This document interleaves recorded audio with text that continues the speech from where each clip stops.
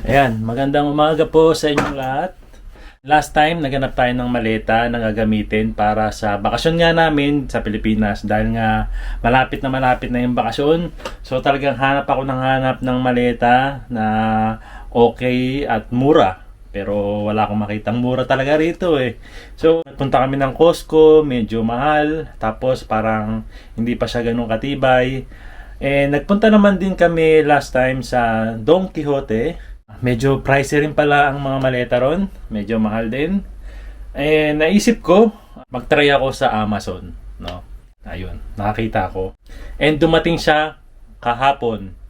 So, yung maleta natin ay, eto na. So, dumating siya kahapon. Ito yung nagustuhan kong maleta kasi binasa ko yung mga review niya. Magaganda naman. Nagustuhan naman ng mga buyer nila yung maleta na to. Medyo kakaiba sa mga maleta na nakikita natin. Di bali ang presyo nito, mas mura yung presyo nito kaysa dun sa nakita ko sa Costco and sa Don Quijote. Nasa 12,800 yen lang.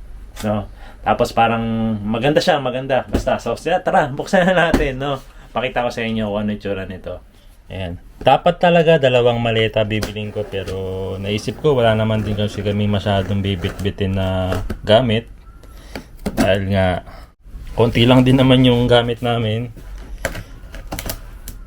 Saka wala rin kami masyadong pasalubong dahil nga medyo mahirap ang buhay.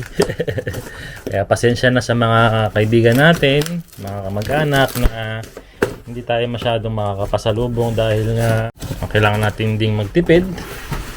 No? Kaya lang din naman tayo uwi para makapagpahinga, makapagbakasyon, makita ang pamilya. Ayan, sana maintindihan din nila.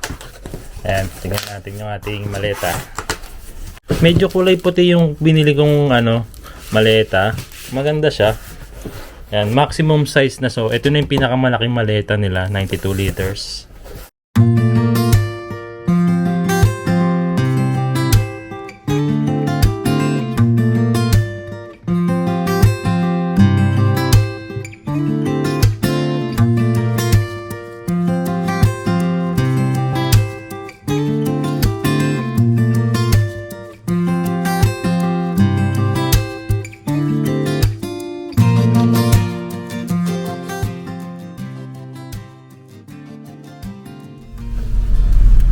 Papunta ako ng City Hall uli ngayon dahil nga meron akong nakalimutang papel na dapat kunin na isa sa mga requirements kapag uwi daw ng Pilipinas.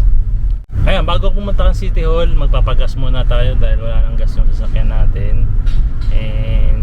Pakita ko na rin sa inyo kung magkano yung gas ngayon dito sa Japan. May mga nagtatanong kasi kung mas mahal daw ba rito kaysa sa Pilipinas. So check natin mamaya kung magkano ngayon ang presyohan. Kasi last time bumaba na yung presyo ng gas dito eh. Tapos nagulat ako parang medyo tumaas uli. Tingnan natin kung magkano na. Nga pala dito sa lugar namin merong dalawang klase ng gas station. Merong self-service, meron din namang hindi kung saan sila yung maglalagay ng gas mo. Pero dito ako nagpapagas sa may self-service. Ako yung maglalagay ng gas kasi mas mura yung presyo nga nila. So doon tayo pupunta. Para mura syempre. Madali lang naman matuto kung paano maglagay ng gas sa sasakyan eh. Punta na tayo doon. Si Yuna-chan saka si Kuya Eiji nasa school na, nakapasok na sila. Si Mama Aya naman nasa ospital kasi sinamahan niya si Bayaw, ng kanyang kapatid, dahil nga nagkaroon ng konting emergency. Ayan, kaya Bayaw, get well soon, magpagaling ka agad ha. Ayan, napaka-importante talaga ng kalusugan natin, lalo na't may mga anak na tayo, kaya mag-iingat palagi. Ayan, so mamaya naman si Mama Aya makakasama ko, baka sabay na kaming mag-lunch mamaya. Antayin ko lang silang matapos. Ayan, ako naman tatapusin ko lang yung mga dapat kong asikasuhin ngayon, tapos magkikita na kami ni Mama Aya. Ayan, dyan ako nagpapagas. Apollo Station. Dati Shell siya, ngayon parang binili na siya ni Apollo Station. Ayan, tingnan natin kung magkano. Doon lang ako nagpapagas sa regular gas. Hindi tayo sa may mga mahal na gas. Ayan.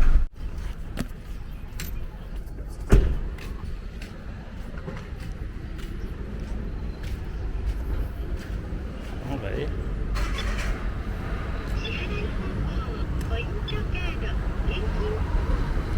Ayan, ang regular daw ay 168 yen per liter.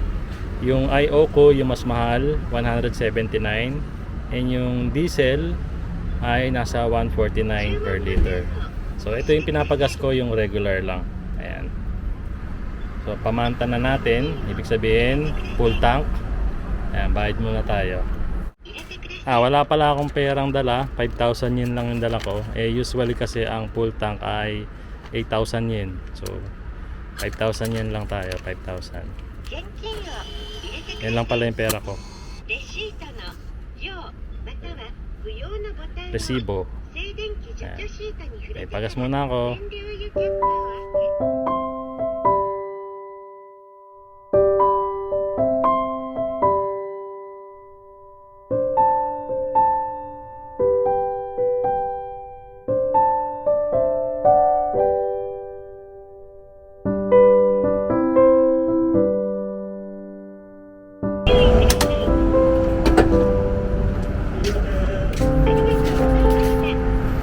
Tapos na yung ating gas. Alis na muna tayo. Resibo 5,000 yen. Yan, 29.76 liters.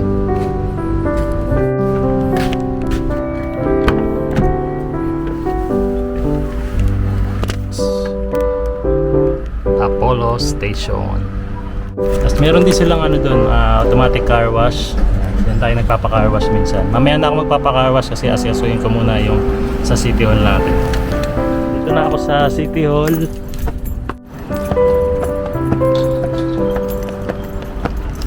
Kosekito Jumincho. Hi, Kosekito Honto? Juminyo. Juminyo? Hai. Gozaimasu. Sa bangko hulali na. Butang ko pala na wala pala akong dalang pera nga. So, withdraw lang tayo sa bangko. Mayroon daw ATM dito sa baba ng City Hall. Yun. Buti na lang mayroong ATM dito.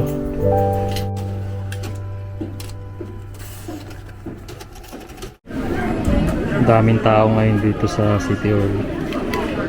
Ayan, tapos na. Nakuha ko na yung kailangan natin sa dito sa City Hall. And katulad ng dati, kapag mag-isa lang ako pumupunta rito, ay ayan, nagkakaroon ako ng nose bleeding. Kasi nga, hindi naman ako masyadong marunong mag-Japanese. And kailangan ko lang talagang sabihin yung mga basic words para magkaintindihan kami. And sa awa naman ng Diyos, ayan, naintindihan naman niya tayo. And nakuha ko na nga yung mga papel na kailangan ko. Nakaraos tayo, yes. And katulad nga ng sabi ko sa inyo, itong kinuha kong papel, yung kosekitohong kung tawagin, yung itong kosekitohong kasi is na naka-register dito yung mga pangalan ng family member, no? So dito malalaman kung ilan kayo sa pamilya and ano yung mga pangalan nyo. Yun, so importante to na bitbitin daw ngayon sa pag-uwi. So may mga nag-message lang sa akin about dito kasi hindi ko alam na kailangan pala tong kosekitohong. And maraming salamat po sa inyo, shoutout po sa inyo. Ayan, bukod sa pagkuha nitong kosekitohong, dahil nga naka-Japanese language siya, dahil nga naka-Japanese character siya, kinakailangan ko naman daw itong ipa-translate in English. Okay? So panibagong gastos na naman tayo. And pupunta naman ako ngayon doon nga kung saan pwede natin itong ipa-translate. Alam ko medyo mahal ang pa-translate dito, pero wala tayong magagawa dahil isa na to sa mga requirements sa pag-uwi sa Pilipinas, no? So sa airport daw, before check-in, sa check-in area, check-in ng mga bagahe, dun pa lang ipapakita na tong mga kosekitohong natin na kailangang naka-English translate. Sa mga kababayan natin na uuwi ng Pilipinas, yun yung tatandaan, huwag niyong kalimutan tong kosekitohong dito sa Japan. And kung nasa ibang bansa ka naman, merong silang ganito, kunin mo na rin, and kapag hindi siya naka-English, ipa-English translate mo na rin, no?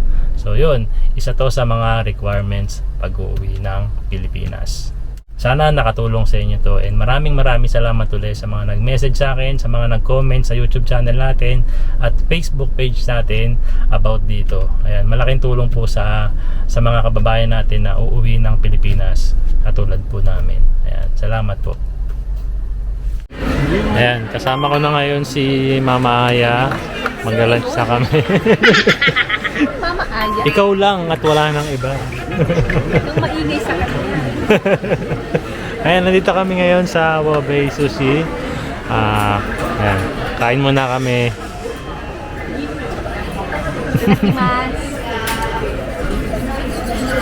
Wasabi.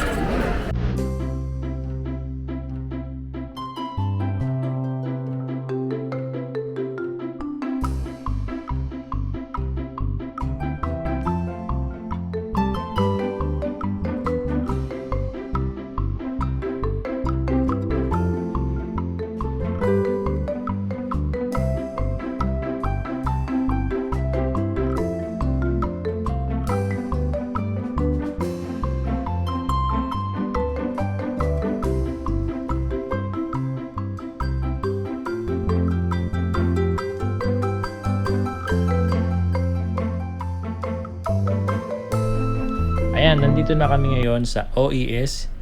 Dito namin ipapatranslate ngayon ang aming mga documents na kailangan sa pag-uwi ng Pilipinas.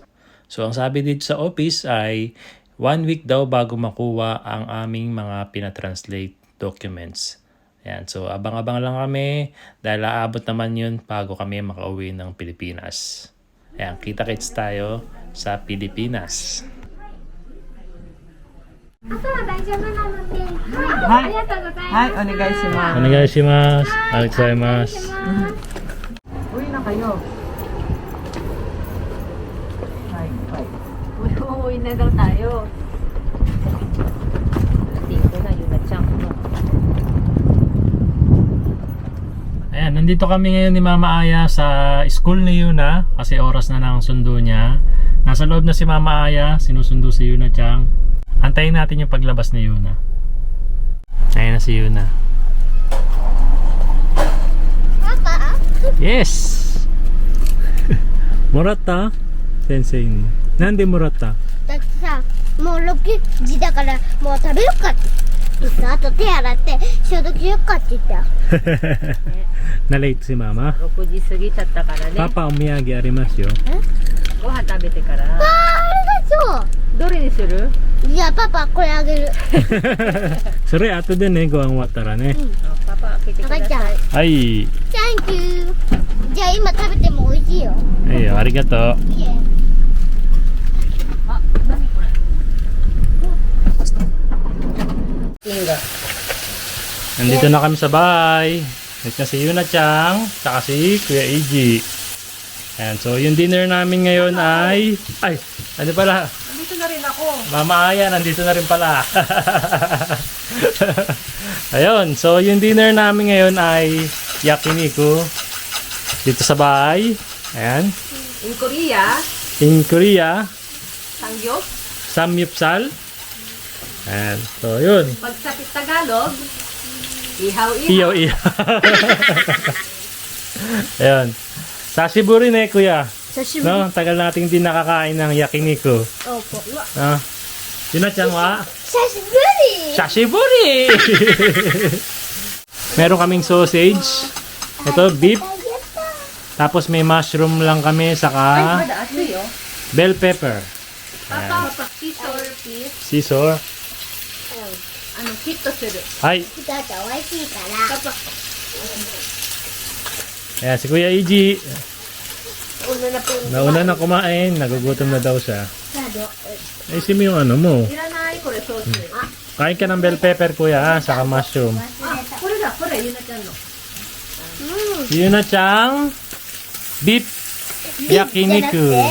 Hi. Sauce! Sauce! Malakas ang apoy, inaan natin. Ayan, lumakas. Oh, gutom na si Yuna Chang.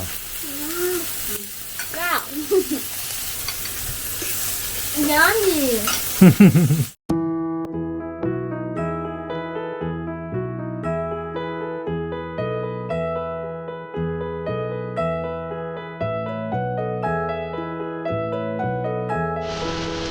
美味しいかな Ina-chan, kulang ng kanin. あれはそう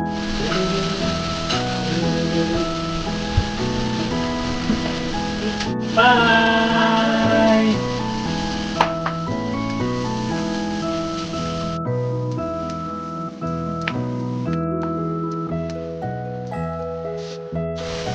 Si Kuya, second round na. 美味しいなんかめっちゃいつも美味しいから Second round. 私のお菓子